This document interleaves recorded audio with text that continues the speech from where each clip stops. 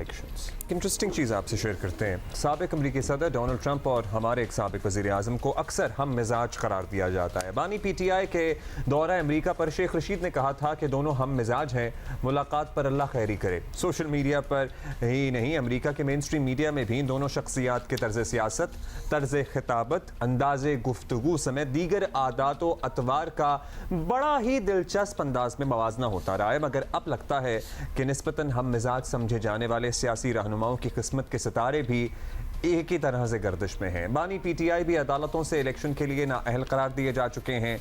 अब ट्रंप को भी अमरीकी रियासत कोलोराडो की सुप्रीम कोर्ट ने सदारती इंतखाबात के लिए नाअहल करार दे दिया है।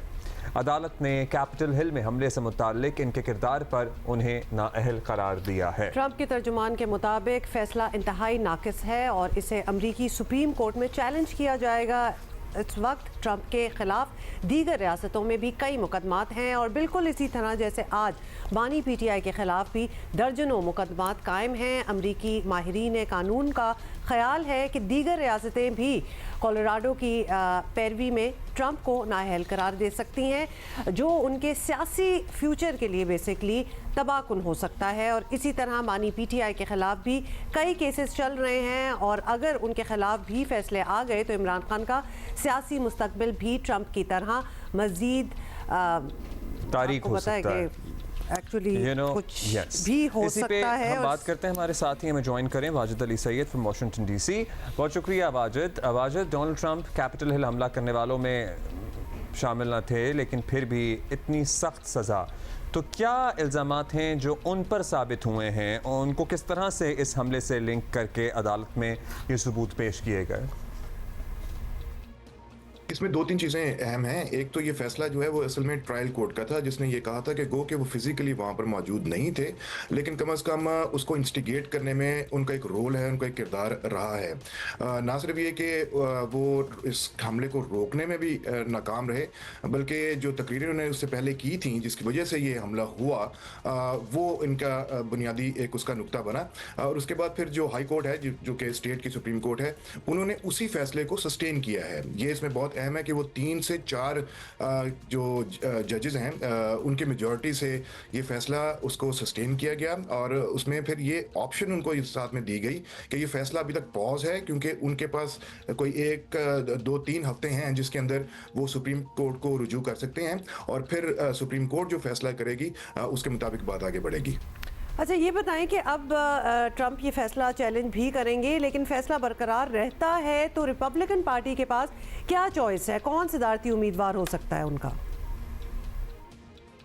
हाँ, अभी चूंकि ये बिगनिंग है तो जो नॉमिनेशन वगैरह आ रही हैं उसमें वो खासी लंबी लिस्ट है। ख़ास तौर पे जो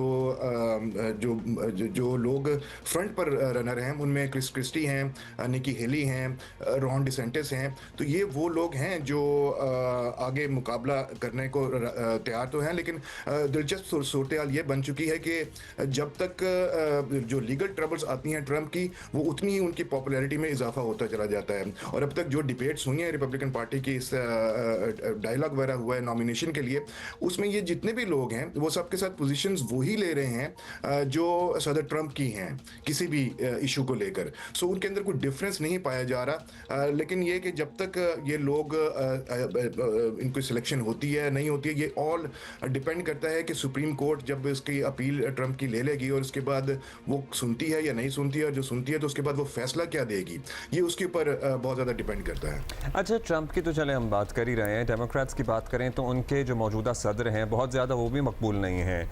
और क्या इसके बावजूद उन्हें एक और टर्म के लिए कंसिडर किया जा रहा है, या फिर वो एक ऐसे अमरीकी सदर होंगे जो दूसरी टर्म के लिए ना कंसिडर किए जाएं? Also because he is very old, you know that. अच्छा, ये ज़रा इसके ऊपर बात करना कबल अज़ वक्त है। जो सदर बाइडन हैं उनकी जो पॉपुलैरिटी के ऊपर जो अफेक्ट हुई है उसकी रीजंस एक तो यूक्रेन वॉर है, उसके बाद फिर गाज़ा के अंदर जो चल रहा है उसकी वजह से भी उनकी पॉपुलैरिटी को बहुत ज़्यादा नुकसान पहुंचा है। सो अभी तक कोई ऐसे नाम सामने नहीं आए जो कि होंगे, लेकिन ये अगेन पिछले इलेक्शंस की तरह लग ये रहा है कि ये डिपेंडेंसी भी ये होगी कि ट्रंप रिपब्लिकन पार्टी की तरफ से सामने आते हैं तो उसके बाद फिर यहाँ से डेमोक्रेट्स किसको चूज करते हैं। लेकिन अगर ट्रंप निकल जाते हैं तो उसके बाद फिर डेमोक्रेट्स की क्या स्ट्रैटेजी होगी।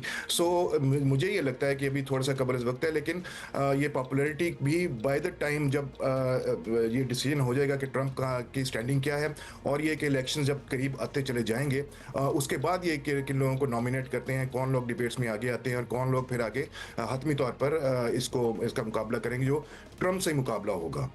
बहुत शुक्रिया आपका। अगर ट्रंप रिपब्लिकन पार्टी के उम्मीदवार के तौर पर सामने आते हैं तो बहुत से फैसले डेमोक्रेट्स के भी उस पर डिपेंडेंट होंगे, लेकिन actually it is just been a month. America में ये बहुत ज़्यादा बहस चल रही है। एक तो ये बहस है ना कि एनीबडी बट ट्रंप, लाइक लोगों को ट्रंप नामंजूर थे और उसके अलावा चाहे कोई भी आ जाए, हालांकि लेकिन बाइडेन उसके बाद जब कोई भी आ गए हाँ तो वो भी अनपॉपुलर unpopular हैं। ही और सर्टनली अमेरिका के जितनी रियासतों में अभी 1 महीने पहले ही मेरा जितना भी जहाँ भी जाना हुआ, सो जो यंग अमरीकी और पर्टिकुलरली लेफ्ट सोच के मालिक हैं वो इस गाजा वॉर के बाद तो और ज़्यादा बाइडेन के नाक़िद हो गए हैं। सो या देयर आर चांसेस के एक ऐसे अमरीकी सदर के तौर पर काफ़ी अरसे बाद ये सामने आए जो कि दूसरी टर्म ना ले सकें फ्रॉम डेमोक्रेट्स बाइडेन। वैसे सोचा जाए तो इनको खुद भी इसकी कोशिश आई गेस नहीं करनी चाहिए, क्योंकि ही इज 80+ और हेल्थ इश्यूज भी इनके बहुत हैं, आपने देखा ही है। अच्छा, और वो जंगले वंगले आपको पता है अमेरिका में पब्लिक इमारतों के बाहर नज़र नहीं आते, लेकिन कैपिटल हिल हमले के बाद वो जो तमाम एरिया है उनका वहाँ पे जंगले लगा दिए गए हैं, जो कि अमरीकियों के लिए बड़ा शॉकिंग है। हमारे लिए तो बड़ी आम बात है। की बात है। वॉशिंगटन डीसी में बड़ी एक अभी टिल डेट लोग उस दिन को नहीं भूल पाए हैं।